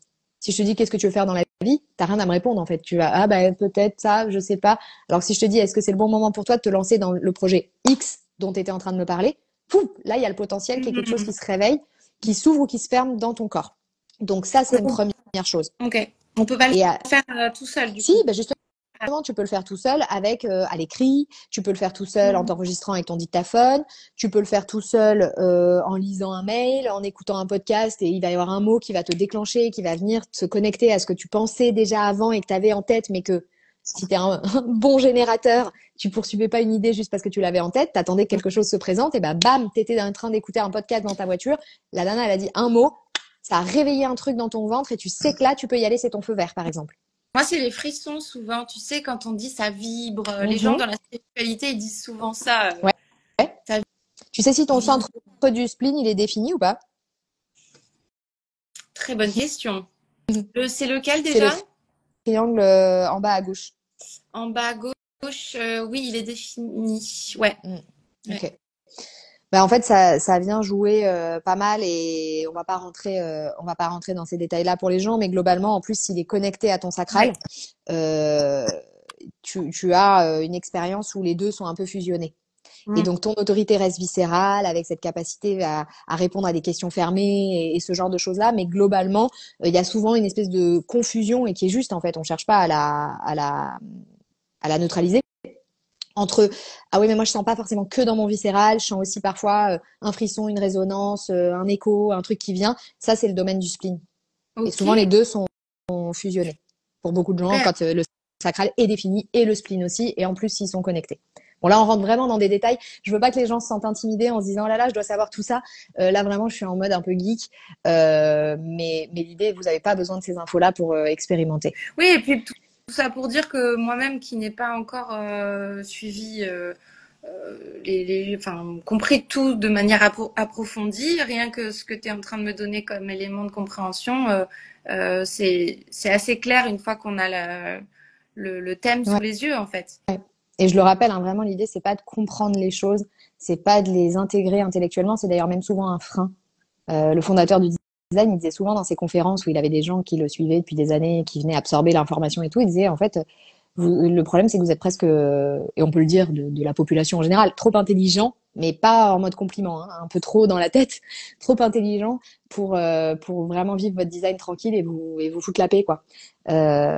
Trop vouloir comprendre les choses et souvent, je le trouve dans mon expérience et avec les gens avec qui j'échange, un frein. Mais on en Ouais. revient. La plupart des gens, au bout d'un moment, on en revient de ça. Quand on expérimente pendant un moment avec le design, on finit par comprendre à quel point notre mental est un frein à la juste expérience et on finit par lâcher un peu tout ça, se lâcher la grappe et être plus dans l'expérience du ressenti. On oublie, est-ce que j'ai bien compris mon numéro machin, mon profil truc, et on lâche un peu tout ça. Ce que Ouais, je trouvais bien. c'est super intéressant ce qu'on dit là parce que enfin, moi je me rends compte que quand j'accompagne quelqu'un, que je lui pose des questions et qu'il me dit je sais pas, je lui demande qu'est-ce que tu ressens. Mm. Finalement, est-ce que tu ressens une crispation? Est-ce que tu ressens de la joie? Est-ce que le coaching fait partie de ça? Toi, tu es accompagnatrice, il y a un peu des similitudes avec le coaching. Mhm. On va vraiment aider la personne à trouver ses propres réponses par rapport à ce qu'elle ressent à l'intérieur. Ouais. Ce qui est différent du conseil qui va dire ben, je te conseille plutôt de Mm. faire ça. Et qui du coup devient une autorité extérieure, contrairement à ce dont on est en train de parler, qui est la justesse de l'autorité intérieure. Et donc, comprendre que dans notre expérience, bien sûr qu'on peut recueillir des conseils, bien sûr qu'ils peuvent être pertinents, mais personne ne saura jamais à votre place ce qui vous convient en fait. Et le problème, c'est qu'on est dans un collectif aujourd'hui qui a remis complètement les clés de son expérience à des autorités extérieures, qu'elles aient une blouse blanche, qu'elles aient une cravate, qu'elles aient peu importe, et qui est déconnecté de sa propre capacité à entendre sa gouvernance intérieure. Ce qui n'a rien à voir avec le fait de recevoir des conseils potentiels. Mais qu'est-ce que j'en fais et à quel point ils influencent ma capacité à m'écouter ou pas, quoi. Donc, surtout, allez trouver votre schéma sur le site de Mélissa Simoneau. Posez vos questions en commentaire s'il y en a. Et on continue avec les Ouais, explications que tu avais commencé. donc Juste sur si les jamais il y a des autorités. gens qui doivent partir, je leur explique les Euh, procédures. Donc ensuite, on a l'autorité splénique en troisième répartition dans la population, qui est possible uniquement pour des manifesteurs ou des projecteurs. Mm. Donc là, ça rejoint un peu ce qu'on disait tout à l'heure quand je te demandais pour si ton spleen ton centre du spleen était défini. L'autorité splénique, elle est purement instinctive et intuitive, pas nécessairement connectée au viscéral, pas nécessairement, enfin d'ailleurs quand on est splénique, on n'a pas le viscéral activé, mais je veux dire pas nécessairement tout ce vocabulaire de je le sens dans mes tripes, etc. Quand on est splénique, ça peut se situer à d'autres endroits. Donc, comme on disait pour toi, l'écho, le frisson, la résonance, l'attirance, parfois ça peut être un oui, un non, tu vois, juste je sens que je dois y aller ou je sens que je dois pas y aller. C'est quelque chose qui est extrêmement subtil, assez volatile. Donc, ça demande beaucoup de connexion à soi, beaucoup d'hygiène autour du silence, de la respiration, de vraiment de pas être.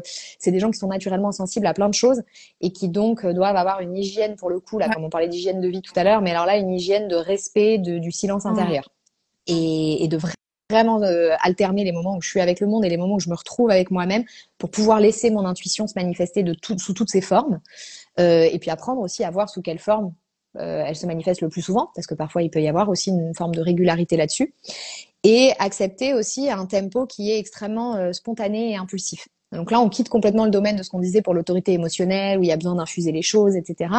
Quand on est splénique, instinctif, spontané, moi j'ai renommé ça, c'est vraiment l'idée d'honorer le flash intuitif, le ressenti, le oui ou le non sur le moment quand il arrive. Donc être capable de le choper au vol, être capable de lui faire confiance et de l'implémenter tout de suite. Quand il y a rien, il y a rien. Quand il y a, c'est go.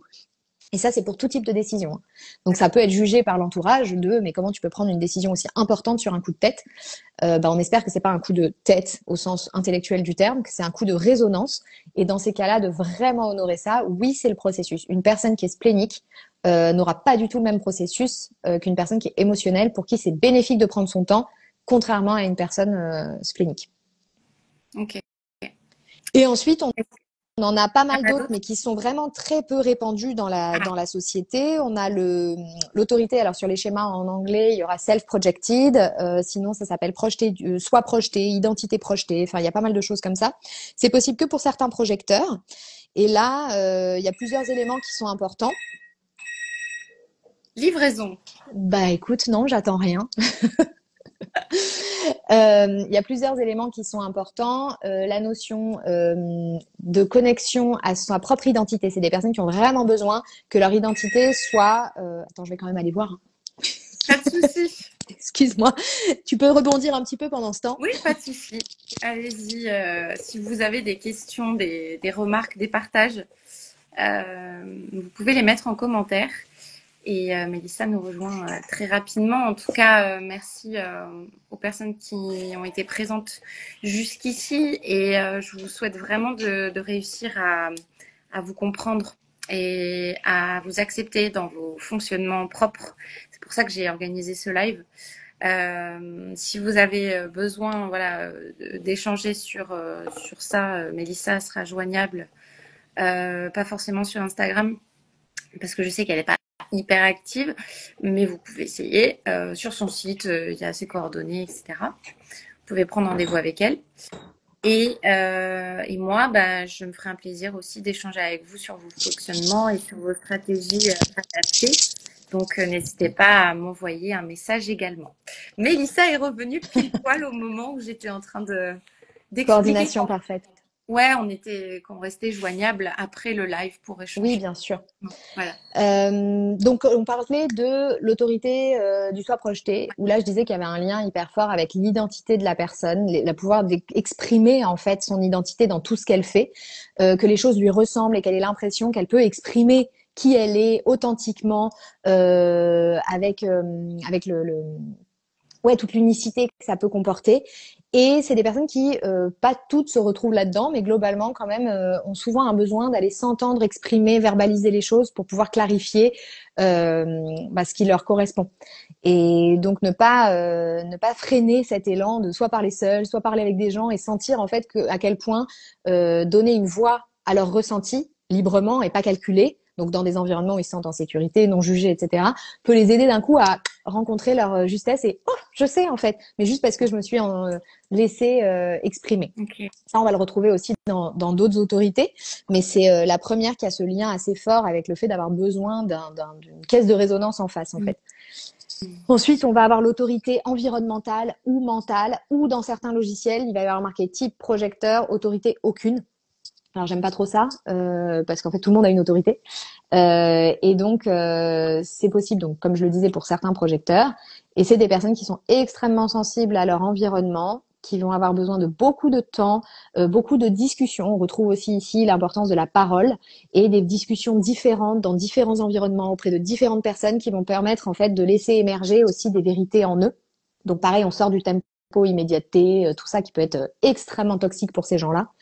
Et surfer sur cette belle sensibilité et sur le fait d'exprimer et parfois juste parler tout seul ou parler en story ou parler avec des gens de confiance, ça les aide à rassembler en fait les pièces progressivement de leur justesse. Donc, pareil, ça c'est un processus qu'on va pas rencontrer tous les jours parce que c'est assez rare dans la population.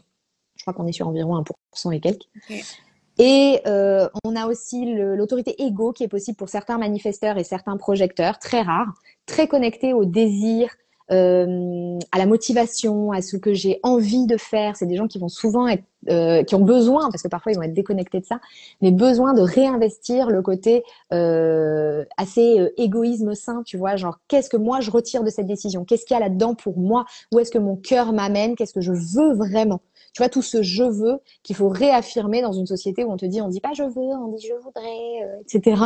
Et où ça peut être honteux de dire mais moi je veux ça. Et ça, au contraire, c'est des signaux forts pour ces personnes de sentir en eux vers quoi aller. C'est qu'est-ce que tu veux vraiment et qu'est-ce que tu veux toi pour toi, pas pour les autres, et avoir confiance que quand tu suis ça, ça va bénéficier à ton entourage quoi qu'il arrive. Mais il faut partir de toi, de tes désirs, de ta motivation et de ce que tu sens à ce niveau-là. Et la dernière, en fait, on l'a faite quand on parlait des réflecteurs, c'est l'autorité lunaire. Ils ont une stratégie et une autorité qui sont confondues. Donc là, on est uniquement sur 1% de la population. C'est cette connexion au cycle lunaire, donc se laisser le temps de ressentir une décision sur, c'est pas toujours aussi rigide de dire le cycle 28-29 jours. Parfois, on peut être au clair avant ou avoir besoin de plusieurs cycles. Mais il y a vraiment ce processus très lent et délibéré, très impacté, comme on l'a dit, par l'environnement, et où certains réflecteurs peuvent trouver intéressant de s'exprimer et de verbaliser. Mais il y a vraiment cette connexion à se laisser chaque jour émerger une nouvelle facette de comment je me sens et qui je suis et comment je perçois cette décision à prendre, par exemple. Ok, super, merci Mélissa. Alors du coup, on n'aura pas le temps d'approfondir encore plus les centres, mais on en a déjà un petit peu On parlé. pourra s'en refaire, hein, de toute façon, ce que j'allais te dire. De toute façon, je doutais qu'on était un peu ambitieuse sur tout ce qu'on voulait mettre dans ce live. Moi, j'ai l'habitude de ça. Hein. Je suis un peu ambitieuse sur la taille de mon bouquin. Je suis un peu ambitieuse sur, tu vois, un peu tout ça. Et il y a un moment, il faut être un peu respectueux du temps des gens. Mais voilà, ça vous donne aussi une overview de à quel point le human design c'est dense, à quel point le type c'est vraiment le premier niveau. Ça s'arrête pas là, mais c'est plein d'informations. C'est pour ça qu'on y a passé quand même, et on n'a pas tout dit naturellement, mais on y a passé un temps conséquent. Euh, mais l'idée, c'est que oui, il y a plein d'autres choses qui pourraient être intéressantes et que en même temps, on saura jamais tout. Il y aura jamais toutes les réponses. Mais que avec plaisir, si tu as envie qu'on fasse une partout pour aller un peu plus loin, pour les personnes qui nous écoutent, qui ont envie d'aller plus loin, ou même d'autres qui pourront de toute façon prendre le train en marche, on pourra faire une partie 2 sans aucun souci. Hein. Carrément. Dès que voilà, tout le monde aura fait son schéma, sera bien renseigné sur qu'est-ce qui veut dire quoi grâce à ta newsletter. Mmh. On peut se faire un On deuxième. pourra parler des cendres, on pourra toucher un petit peu rapidement au profil. Tu vois, Ouais. ça peut être aussi intéressant pour les gens. Voilà, tout ce qu'on peut faire qui ne rentre pas dans le cadre, évidemment, d'une discussion plus approfondie où là vraiment voilà pour quand même c'est important de dire ça hein, la séance la discussion c'est vraiment le seul moment où on a l'intégralité du schéma sous les yeux, on a tout ce qui peut se dessiner, puis surtout moi ce qui m'importe c'est que j'ai la personne en face qui m'exprime ce qu'elle vit, ce qu'elle ressent, et on peut aller regarder vraiment qu'est-ce qui peut aider qu'est-ce qui se détache en fait dans son design, qu'est-ce qui a peut-être pas été exprimé tel que ça pourrait l'aider de le faire, etc. Et c'est vrai que c'est l'endroit privilégié pour aller explorer tout ça. Mais il y a d'autres façons de le faire. Hein. Le guide que je propose, le guide personnalisé, le manuel, c'est un très bon support d'expérimentation aussi. Il y a mon livre, il y a tous les supports, comme tu disais, dans les emails que j'envoie. Il y a plein de choses. Euh, et l'idée, c'est vraiment de ne jamais oublier que quoi qu'on choisisse, quoi qu'il en soit, euh, il nous manque jamais des informations. C'est assez rare la plupart du temps, enfin, une fois qu'on a rencontré le human design, qu'on a un peu vu de quoi il s'agissait et qu'on a choisi comment on avait envie d'explorer, c'est rarement un souci de il me manque de l'information, c'est plus il me manque de l'expérimentation en fait et de m'autoriser à m'observer. Merci infiniment, Mélissa. Merci C'est... Julie pour cet Mm. espace. Et du coup, comment on peut te contacter si on veut prendre rendez-vous avec toi Alors moi, ou autre? tout est sur mon site, donc melissasimono.com. On pourra le mettre, si tu peux le rappeler, dans le descriptif du replay. Il y a tout qui est dessus. Il y a pour m'envoyer un mail, il y a pour prendre un rendez-vous, il y a mon planning qui est toujours de séance qui est toujours mis à jour d'un mois sur l'autre. Il y a le guide personnalisé, donc le manuel. Il y a tout qui est disponible sur mon site. Et puis, on peut aussi m'envoyer des DM sur Instagram. Alors, je suis pas tout le temps ultra connectée, mais je viens quand même regarder de temps en temps. Mais c'est vrai que je préfère recevoir des mails. C'est plus facile pour moi de traiter. Mais bon, si certains préfèrent les DM, je suis là aussi pour les recevoir. Et puis, de temps en temps, des contenus que je peux partager sur Insta, même si ça devient de plus en plus rare et que je cherche d'autres façons justement de canaliser ma créativité qui me correspondent mieux. Oui, On en a déjà parlé toutes les deux. ouais, Et d'aller vers d'autres façons de transmettre, mais qui de toute façon, j'en parlerai par email. Donc abonnez-vous aussi, j'ai une newsletter. Pareil, je suis pas hyper régulière là-dessus. Hein, je suis manifesteur, comme je vous le disais. Donc pour ceux qui nous ont écoutés là-dessus, rien n'est régulier chez moi. Donc vous n'aurez pas de mes nouvelles tous les jours, toutes les semaines, etc. Mais de temps en temps, paf, je balance un élan. De partager qui me vient en newsletter. Donc ça, pareil, c'est le meilleur moyen aussi d'être au courant de tout, ce qui pourrait venir. Et puis des petites stories de temps en temps. super. Et moi, pareil, du coup, joignable en DM, mais de préférence par email. Mais je suis même pas sûre d'avoir mis mon adresse email sur Instagram, donc je vais changer ça. Je vous retrouve pour des prochains lives dans les mois à venir. Donc trajectoire avec des artistes qui racontent leur parcours pour aider à vraiment évoluer dans vos développements de carrière artistique. Et observatoire pour faire venir des experts, des professionnels qui vous conseillent sur les choses que vous pouvez tester, expérimenter pour vous épanouir au niveau personnel et professionnel. Et donc du coup, si vous avez des questions, des recommandations de profils d'artistes ou de professionnels que vous souhaiteriez que j'invite, les artistes sont professionnels aussi, hein, je tiens à le préciser, euh, que vous souhaitez que j'invite en live, ben, vous pouvez me faire des recommandations. Mélissa, je te souhaite une très belle journée. Je te dis à Toi bientôt aussi, pour plus de... pour une partout, avec joie. Merci Julie. Bye bye tout le monde. Merci beaucoup de nous avoir écoutés. Au revoir, bonne journée, à bientôt.